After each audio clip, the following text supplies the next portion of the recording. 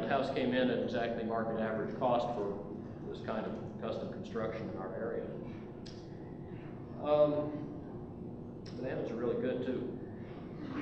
So there's obviously something wrong with the diminishing returns idea in economics, that the more energy or resource you save, the more and more steeply the cost of the next unit of savings goes up until it gets too expensive and you have to stop. This is sometimes true at the level of components, although it's often untrue at the level of components if you go shopping. So our motto is, "In God we trust, all others bring data." Where you can make this definitely untrue is when you combine the components into systems. Suppose you're adding here more and more insulation. Well, yeah, for the insulation you get diminishing returns, but then you get to the point where you don't need a heating system anymore, so you save its capital cost, and it turns out it saves more than you just spent. So now you have a very large saving that's cheaper than small savings or no savings. And actually, economists can accommodate this idea. They usually call it joint outputs. But you won't find it in most engineering books. And yet it is the key to profitably eliminating muda, or waste, as the Japanese say. And you can do the same in industry. There are, for example, 35 things you can do to fix up an existing motor system to save about half its energy with an after-tax return on investment approaching 200% a year. And the reason it's that cheap is that if you do the right 7 things, you get 28 more improvements as free byproducts. We've actually shown similar rates of return, saving over half the energy used to produce chilled water and clean air in chip fabs, microchip fabrication plants. And in, say, chemical engineering, there are radical changes in process design like microfluidics, which can often condense a large chemical plant to about the size of a watermelon. There is the revolution in materials productivity and making things last longer. So, for example, I've carried this cup in my pocket for 37 years. Made of stainless steel, it will probably outlast me, but by now it has saved a whole lot of paper and plastic throwaway cups. And you often get very interesting side benefits of resource efficiency. For example, if you make an office building efficient, people can typically see better what they're doing, hear themselves think, feel more comfortable, and breathe cleaner air. Well, guess what? Then they do more and better work by about 6 to 16%, which has been carefully measured. Well, in a typical office, you pay about 100 times as much for people as for energy. So a 1% gain in labor productivity would have the same bottom line effect as eliminating the entire energy bill. And we're seeing here not a 1%, but a 6 to 16% gain in labor productivity. So this is really big news. And the same happens in industrial output and quality. You get about a 40% higher retail sales pressure in well-daylit stores. Students learn 20-odd% faster in well-daylit classrooms. These kinds of benefits are often 1 and sometimes 2 orders of magnitude more valuable than the direct resource savings, and can and should be marketed accordingly. Now, if you start putting technologies together, they breed and make new ones.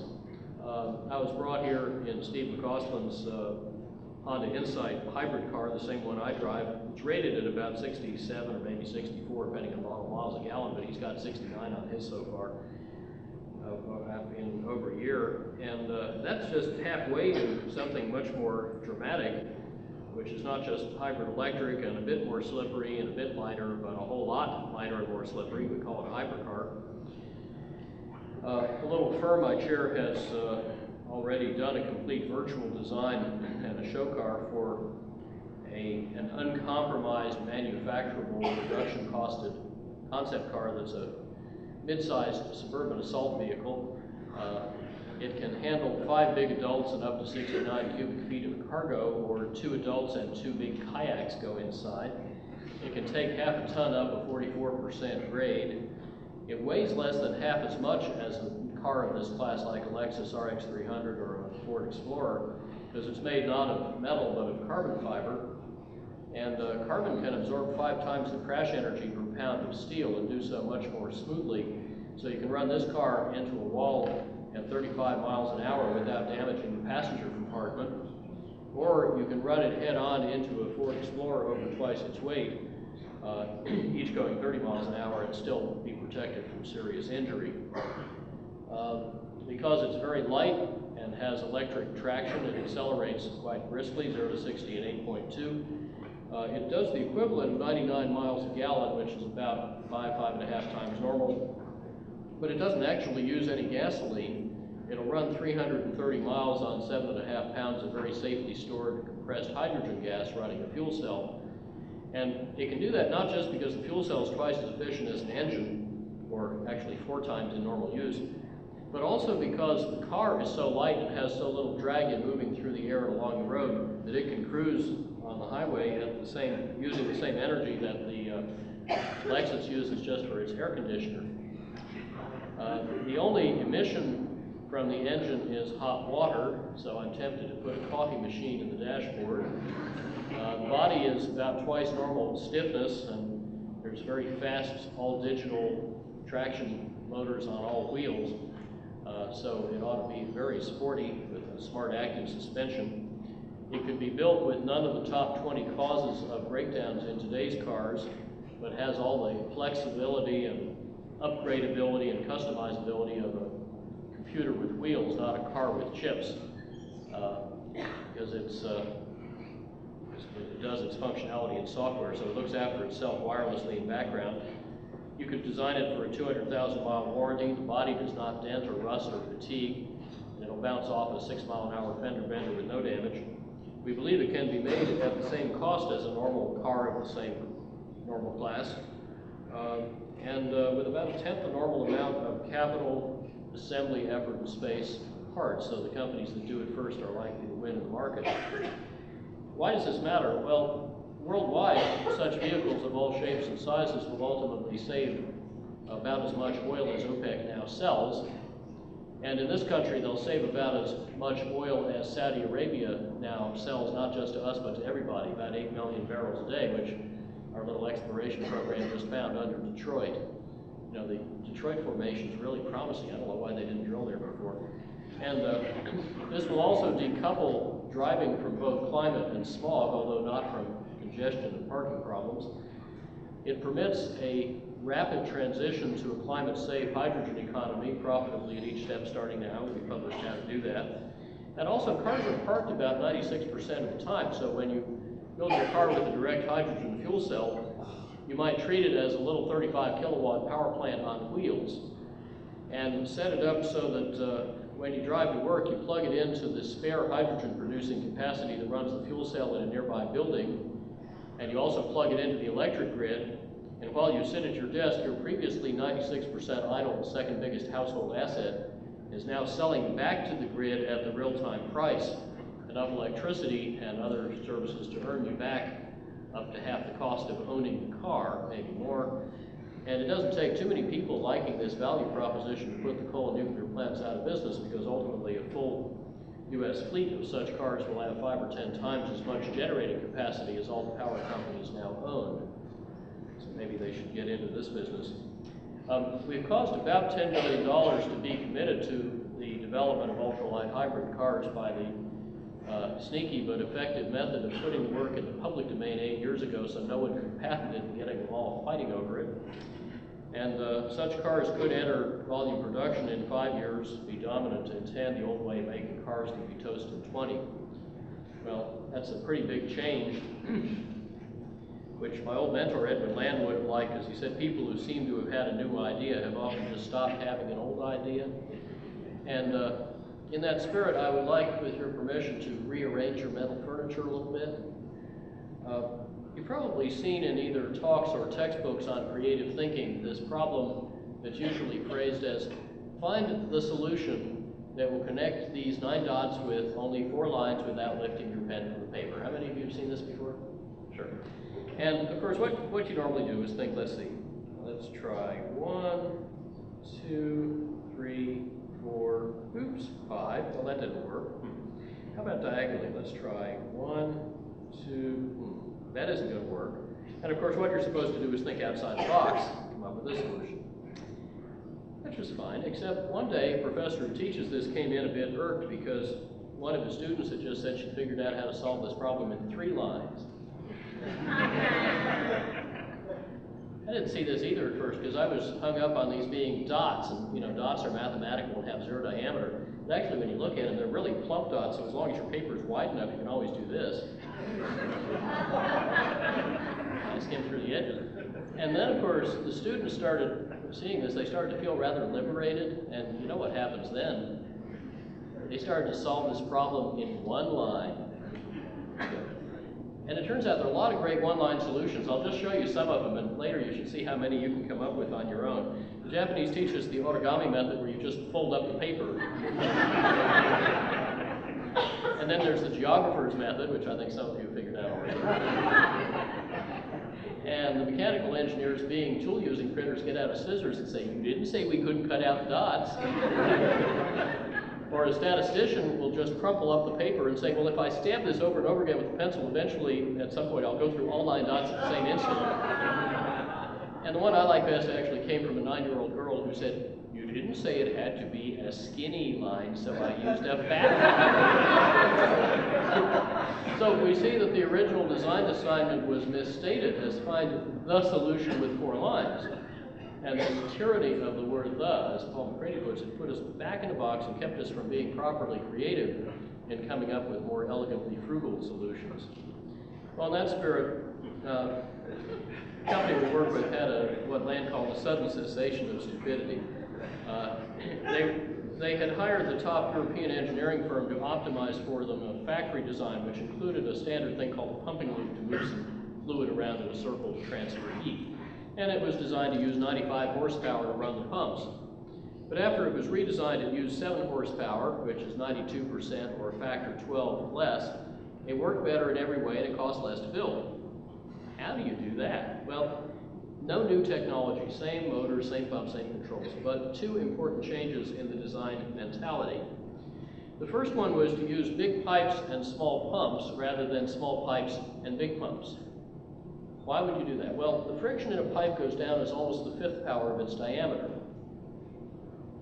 So how big should the pipe be to have the optimal level of friction? Well, the engineering books say, make the pipe just as big as will justify its greater capital cost out of the saved pumping energy over the years. Does it seem to you this leaves out something important? How about the bingo, the capital cost of the pumping equipment. The pump and motor and inverter and electricals all have to be big enough to overcome the friction, but they're not counted. And yet their size and roughly their capital cost will go down as almost the 5th power of pipe diameter, whereas the cost of the pipe will go up as only about the 2nd power of pipe diameter. So when we just consider the pipe as a component by itself and optimize that, we're really pessimizing the system. What we ought to do is optimize the whole thing as a system, and then we will find it obvious that we should use really fat pipes and little tiny pumps because we'll save more money making the pumping equipment smaller than we pay extra to make the pipe bigger. Okay? If you ever find an engineering book that gets that right, please let me know. You have to write that one. But the other thing we did was even simpler and therefore more difficult, and that's to lay out the pipes first, then the equipment.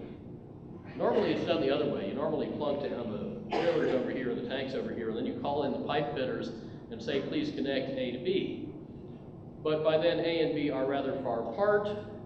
There's stuff in between. They're at the wrong height. They face the wrong way. By the time the pipe gets from A to B, dressed in neat right angles as they teach you in trade school, it has so many bends in it that friction is about 3 to 6 times what it would have been with a straight shot. Of course, that means you're paying for a lot more friction in pumping energy and in the size of the pumping equipment, but the pipe fitters don't pay for that. In fact, they think this is really great because you pay them by the hour and they mark up the extra pipes and fittings. But from your perspective, it would be smarter to have short, straight pipes than long, crooked pipes. And that's where you get to just counting 2 benefits, less pumping energy and lower capital cost. And then you start discovering other things you didn't ask for, like, in this case, 70 kilowatts of saved heat loss because it's easier to insulate short, straight pipes. That was a 3-month payback. And then a bunch of benefits we actually didn't count properly, I'm ashamed to say, like the whole thing is smaller and lighter and cheap and quieter. Those have a value. It has a wonderfully clean layout for easy maintenance access, but it won't need much maintenance because there's very little left to go wrong. And it will last longer because the pipe elbows are not being worn away by fluid trying to turn a corner. If we had properly counted those benefits, we would have used even fatter pipe and maybe say more like 98%, but no, let's start with 92, that's not too bad. And the reason I've dwelt on this somewhat technical example is not just that pumping is the biggest use of motors, and motors use most of the world's electricity, and every unit of friction you save in the pipe saves 10 units of fuel and cost of pollution back at the power plant. But also this is really an archetype because darn near everything in our society that uses energy and resources has been misdesigned by optimizing a component for single benefit rather than a whole system for multiple benefits. And if we get that right, we will typically improve resource productivity by a factor of about 3 to 10, and it will work better and cost less. We've shown that empirically in a very wide range of technical systems. Let me just show you a real estate analogy. Village Homes is one of the early green design projects with a few hundred houses near Sacramento and Davis. And you notice that coming in from the right, from the east side here, they have a bunch of narrow tree-shaded streets that wind around the backs of the houses. And then coming in the other way, not touching, interlocking, is this network from the west of pedestrian and bike greenways between the fronts of the houses. And those are all full of mainly edible landscaping, very shady.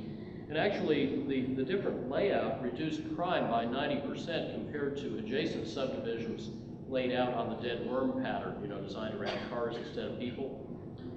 But even more interesting, in the greenway between the fronts of the houses, you notice there's this little dip in the middle.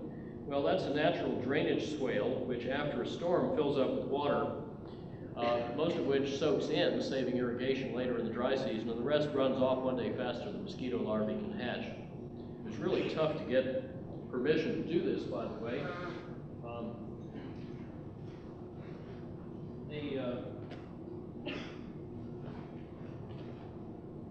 The building authorities said, well, if you have these swales, they'll attract vermin. But as soon as the developers realized vermin is the engineering term for wildlife, they said, oh, we hope so. And then they were forced to post a bond so that when the swales supposedly didn't work, they dig them up and put in big concrete pipes to take the water away to someplace else, because that's the normal civil engineering solution. And a few years after the project went in, they had a 100-year flood, and the pipes in the adjacent subdivisions backed up and deposited their water here, but the swales handled everything and they got their bond back. Well, by not putting those big pipes in the ground in the first place, they saved about $800 per house, which was quite a bit in the late 70s, early 80s. And then they leveraged that into further benefits by reinvesting it in parks, orchards, community gardens, cropland. And then they found they could cover a lot of the costs of the daycare center and the homeowners association out of the proceeds of the organic almond harvest. This is the only subdivision I know that's noted for the quality of its organic vegetables. Then they found that all this green stuff cooled off the microclimate so much that quite often the air conditioner would stay off all summer. And quality of life was terrific. In fact, these properties, which were so weird the realtors originally wouldn't even show them, are now the most desirable place in town to live. They sell for $11 a square foot over market in less than a third the normal time. And in fact, they're usually snapped up by word of mouth before they're even listed. This is one of 100 case studies in our textbook of green development, which is widely used now by developers and design professionals. And there's an accompanying CD-ROM of 100 case studies, soon to be, I think, 250 in the next edition. And what these case studies show very clearly is that the same design integration that gives you multiple benefits from single expenditures tends to give not just better human and resource and environmental performance, but also better market and financial performance, which is why it's spreading. And the secret to this kind of design integration is arrestingly simple. Don't compromise. We're often taught that design is the art of trade-off and compromise, as if it were somehow a political process of negotiating with yourself to make sure you don't get what you really want.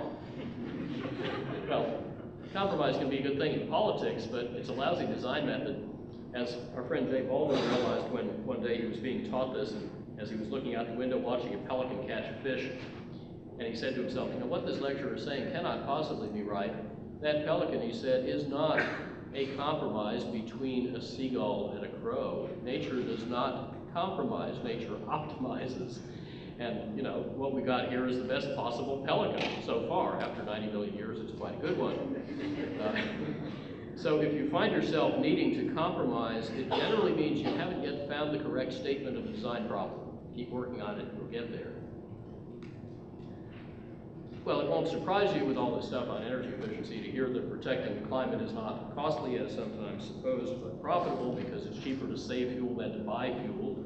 So, for example, the world's biggest chemical company has said that in this decade, as it raises revenues 6% a year, it won't raise its energy use at all, because it'll get efficient at least that fast.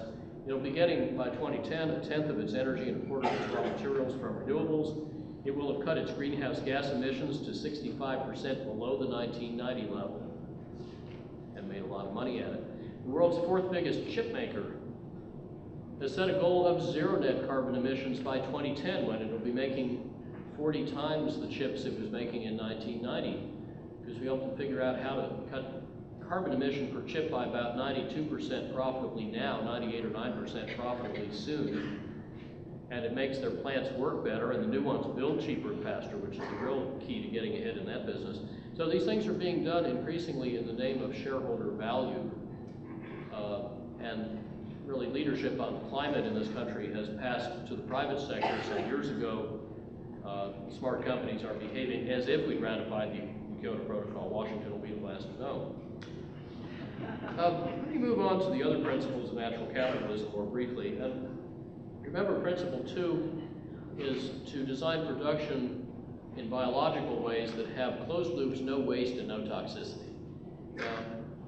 For those of you that did not hear Bill McDonough, I'll just summarize a nice story he tells about such a case, where he was asked to design some cloth to go on the backs of chairs, replacing a cloth whose edge trimmings had just been declared by the Swiss government to be a toxic waste, which kind of makes you wonder what's the middle of the cloth that we're sitting on. And when they looked at 8,000 chemicals used in the cloth business and ruled out any that caused cancer, mutations, birth defects, endocrine disruption, bioaccumulation, or persistent toxicity, they were left with only 38 chemicals that were safe. Oops. Well, now it gets better. From those, they could make every color, although black took a little longer to figure out. And they could make cloth out of natural fiber that would last longer, feel better in your hand, look better, because the fibers weren't being done in by harsh chemicals. And it cost less to produce, because you were using ordinary, non-exotic chemicals, and you no longer needed to have any of those embarrassing conversations with OSHA and EPA, because there was nothing left in the process that could hurt the workers or the neighbors. You can take off your masks now. And then when the Swiss inspectors came to the factory making this new kind of cloth that was safe, they found that they thought their measuring equipment must be broken, because the water coming out of the plant was a little cleaner than the Swiss drinking water going in. That's because the cloth product was acting as an additional filter. A nice example, says Bill, of what happens when you take the filters out of the pipes and put them where they belong in the designer's heads, designing out of the process everything that shouldn't be there. And he says when you're through with this cloth, you know, if you want, you can compost it in your vegetable garden, or if you have a fiber deficiency, you can eat it. Closed loops, no waste, no toxicity. Waste equals food. Another nice example, especially, are there any chemistry professors here? Oh, well, any chemistry students here? Good, please tell your professors about this one. At the University of Zurich, the elementary chem lab course every year was turning $6,000 worth of pure simple chemicals into $16,000 worth of hazmat disposal costs. Until Professor Hans Fischer had a nice idea. He said, hey, why don't we teach the same lab techniques, but turn some of the exercises around backwards, so we separate the nasty toxic goo we made in the previous experiment back into the pure simple chemicals we started with. So they did, and the students thought this was so cool, they volunteered a lot of nights and weekends separating waste until they ran out of waste to separate, which was a very nice problem to have. Waste went down 99%, cost went down $20,000 a year, and those students will be very much in demand, because of course what they were learning from this new pedagogy was not once through linear thinking, but closed loop cycle thinking, and now they can go out and save the chemical industry. What these pioneers are up to, designing with nature, is adopting and adapting the experience of 3.8 billion years of zany experimentation and rigorous testing, in which all the roughly 99% of stuff that didn't work already got recalled by the manufacturer. What we're left with is well-tested, highly refined, and there's a lot to learn from how life designs things. That's the theme of a great book by Janine Benyus called Biomimicry, Innovation Inspired by Nature. She asked, for example, how do spiders make silk, which can be stronger than steel, tougher than the Kevlar in bulletproof vests? You know, when we make Kevlar, we need vats of boiling sulfuric acid and high-pressure extruders. It's not nice. Spiders don't do that. They make this stuff in their bellies at ordinary temperatures and pressures out of digested crickets and flies. How do they do that? How do trees make air and water and soil and sunlight into this sugar called cellulose, which is as strong as nylon but 3 times lighter? And then how do they make it into this natural composite called wood, which can actually be stiffer and stronger than steel or aluminum alloy or concrete? They don't have blast furnaces and smelters and kilns. How do they do that? How does abalone make an inner shell twice as tough as our best missile nose cone ceramics, and they self-assemble this stuff in seawater at 4 degrees C with no furnace? How do diatoms make glass with no furnace? Actually, the abalone shell has now been figured out at Sandia National Lab. It's really cool.